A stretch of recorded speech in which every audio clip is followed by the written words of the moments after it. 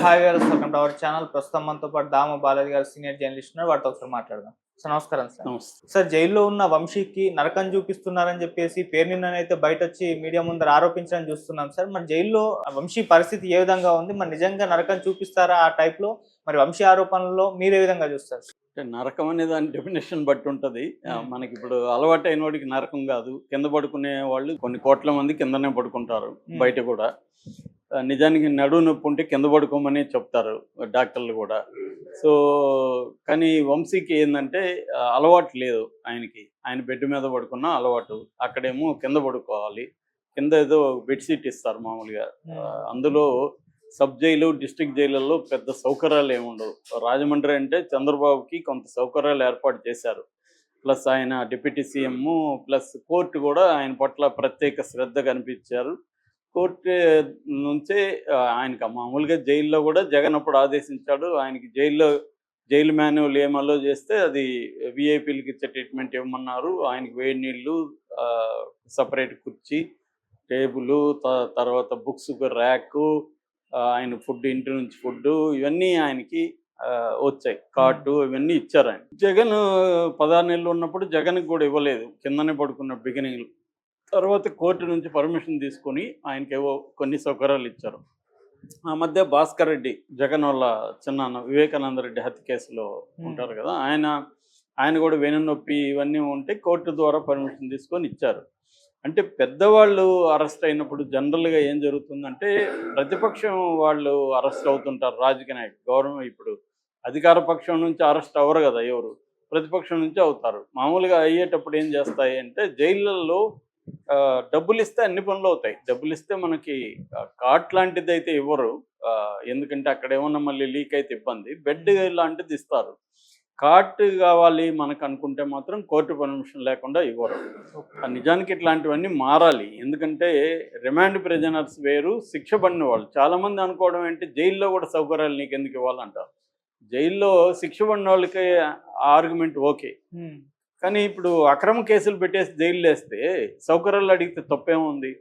జైల్లో వాళ్ళని వేసింది దేనికి? వాళ్ళు బయట ఉంటే బెయిల్ ఇవ్వలేదు కాబట్టి, బయట ఉంటే వాళ్ళు సాక్షుల్ని బెదిరిస్తారనో, ప్రలోభ పెడతారనో, సాక్ష్యాధారాలను తారుమారు చేస్తారనో, లేకపోతే ఫ్లైట్ రిస్క్ విదేశాలకు పారిపోతారనో, ఈ 3 రీజన్స్తో వాళ్ళని జైల్లో పెడుతున్నారు. అంతే తప్ప వాళ్ళు నేరం చేసినట్టు కాదు. కానీ ఇక్కడ ఏం జరుగుతుంది, మనకుండే జైలు మాన్యువల్స్ మారాల్సిన అవసరం ఉంది యాక్చువల్గా. ఎందుకంటే రిమాండ్ ప్రిజనర్ కొన్ని సౌకర్యాలు ఇవ్వాలి, కానీ అందరినీ ఒకే ఘాటు కట్టేస్తున్నాయి. డిస్ట్రిక్ట్ జైల్లో, సబ్ జైళ్ళల్లో అయితే తేడానే ఉండదు, అందరికీ ఒకే రకంగా ఉంటుంది ఆడ. సో నేను 8 నెలలు జైల్లో ఉన్నా కాబట్టి నాకు దాని కథ తెలుసు. మేమంటే అప్పట్లో యువ రక్తం రెండోది, బయటికి దానికి పెద్ద తేడా లేదు. మాకు జైల్లోనే మాకు బెటర్గా ఉంది బయట లైఫ్ కంటే. ఫారెస్ట్లో ఇంకా ఘోరంగా మేము బతికాం కాబట్టి జైల్లో కనీసం మాకు రెగ్యులర్ ఫుడ్డు, ఎక్సర్సైజు, కొంచెం మంచిగా రెస్ట్ ఇవన్నీ ఉన్నాయి. బయట అవి లేవు కదా. అడవుల్లో మాకు ఫీవర్లు వచ్చేవి, వేళకు ఫుడ్ ఉండేది కాదు, ఇలాగంతా ఉండేది. ఇక్కడ మాకు జైలు అంటే బెటర్గా అనిపించింది మాకు యాక్చువల్గా. కానీ మామూలు బయట ఉండే వాళ్ళకి, నేనున్నప్పుడు ఎడ్యుకేటెడ్ వాళ్ళు ఒక 9 మంది, అప్పుడు ఏంటంటే ఇంజనీరింగ్ స్కామ్ జరిగింది, ఎంసెట్ స్కామ్. ఆ ఎంసెట్ ప్రిన్సిపాల్లు, కాలేజీ లెక్చరర్లు, వాళ్ళందరూ 9 మంది నాతో పాటు ఉండేవాళ్ళు జైలు.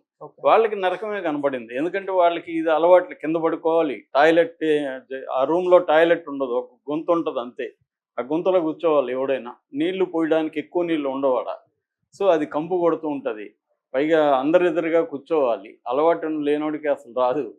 సో ఇలాగా బయటికి ఎప్పుడు పంపిస్తారు? రోజుకి 2 గంటలు మాత్రమే బయట ఉంటుంది. ఆ టైంలో నువ్వు టాయిలెట్కి వెళ్ళడం అన్నా, అక్కడ కూడా మేమున్న జైల్లో అయితే ఓపెనే ఉండేది టాయిలెట్లు. బాత్రూమ్ క్లోజ్ ఉండేది కానీ మిగతా ఓపెనే ఉండేది.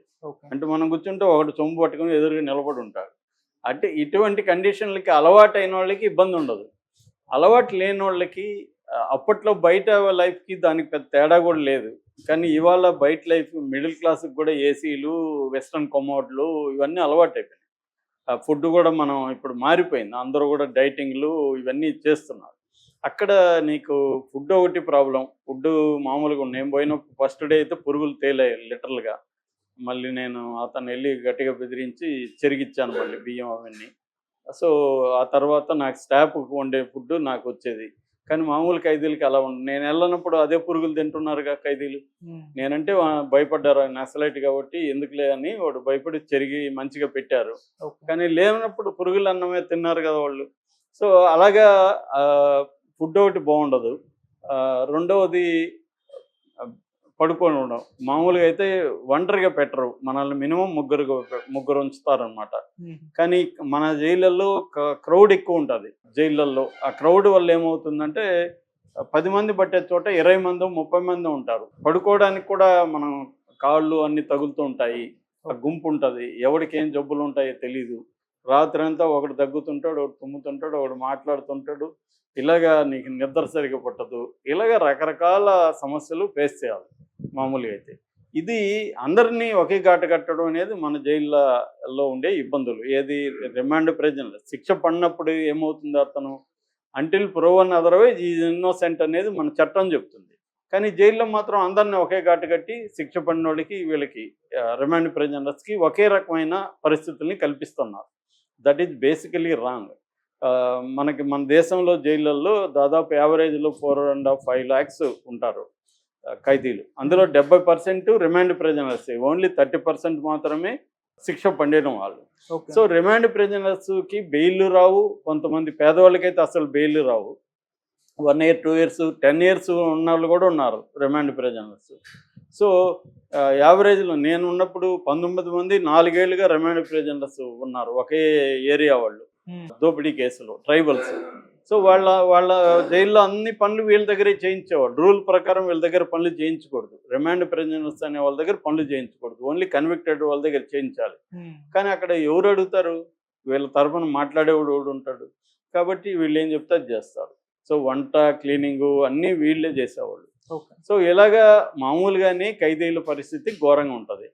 ఇప్పుడు అపోజిషను వంశీ అపోజిషన్ ఉన్నప్పుడు ఏం చెప్తారు, వీడిని కొంత స్ట్రిక్ట్గా చూసుకోండి అని చెప్తారు, ఇబ్బందులు పెట్టండి అని చెప్తారు. సో వాళ్ళు ఇబ్బందులు పెట్టదలుచుకుంటే బాగా పెట్టచ్చు.